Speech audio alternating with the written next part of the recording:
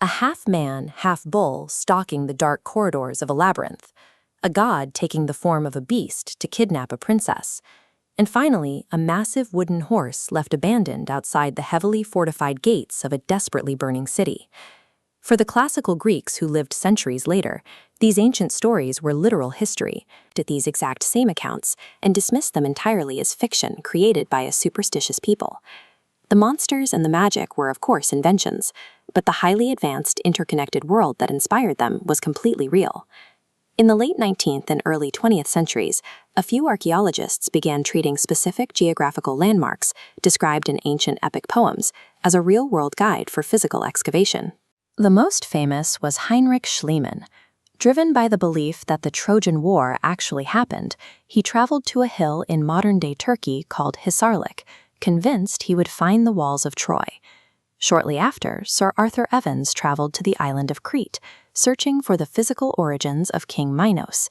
He emerged with physical evidence of a society no one knew existed.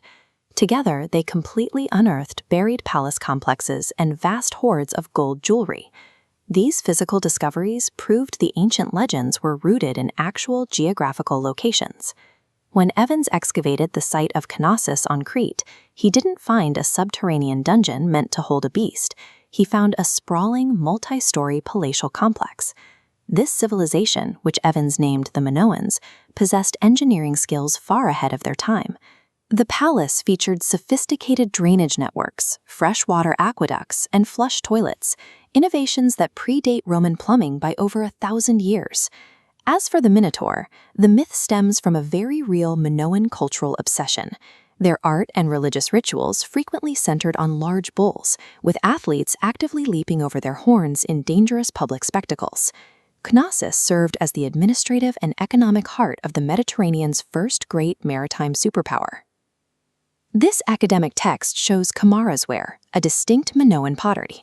They maintained influence by exporting these bridge-spouted jars to the Levant as strainers for fermented beverages. The wide mouth allowed easy mixing, while the shoulder wall held back sediment as ancient beer and wine poured. Flooding foreign markets with this everyday pottery in cities like Byblos and Ugarit allowed the Minoans to secure shipments of copper and tin. It was an economic strategy to acquire the raw metals their island home lacked. Back on the Greek mainland, a different power was rising, the heavily militarized Mycenaeans. According to Homer, these were the Greeks who launched 1,000 ships and fought a grueling 10-year war to rescue a kidnapped queen named Helen. But the dirt of Hisarlik tells a colder story. Digging into the ruins of Troy, Schliemann found the remains of massive, sloped defensive walls buried beneath layers of ash, alongside huge caches of corroded Bronze Age spearheads and tools. The archaeological record confirms that a heavily fortified city existed right at this site and was violently destroyed. With the city's existence proven, researchers turned to contemporary records to identify what actually happened. This clay tablet contains cuneiform script from the Hittite Empire. Diplomatic texts like the Alexandru letter provide a definitive historical context for the Trojan War. Transcribed, they record a king named Alexandru, known in Greek myth as Paris, who ruled Wilusa, matching the Homeric name for Troy. These documents outline an ongoing, massive territorial dispute. The Hittites record fighting against a group they called the Ahiyawa, a term historians now recognize as the Achaeans, the exact name Homer used for the mainland Greeks. If you look at the map, the kingdom of Wilusa sat right at the mouth of the Dardanelles. It controlled the critical maritime choke points required to move grain and raw metals from the Black Sea into the Aegean. Stripped of its mythology, the Trojan War reveals itself as a brutal, real-world clash between two Bronze Age superpowers, fighting for control over global trade routes. If this Bronze Age world was so highly advanced, heavily documented, and economically tied together, why was it completely forgotten and replaced by myths of monsters? Between 1200 and 1100 BCE, the entire Mediterranean suffered a catastrophic, systemic failure known as the Late Bronze Age collapse. A brutal combination of massive earthquakes, volcanic eruptions like the one on the island of Thera, and sudden, violent invasions tore the region apart. In a matter of decades, dominant empires collapsed, international trade networks evaporated. The devastation was so thorough that the surviving societies actually lost the ability to read and write. The factual, recorded history of the Minoans and the Mycenaeans died in the rubble.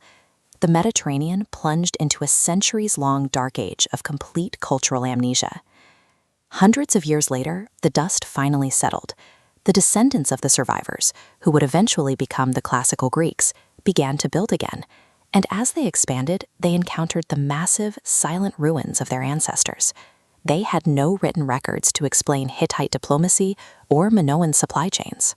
Instead, they looked at the Cyclopean stone walls and the sprawling, labyrinthine palace foundations, and they invented a history to make sense of the scale.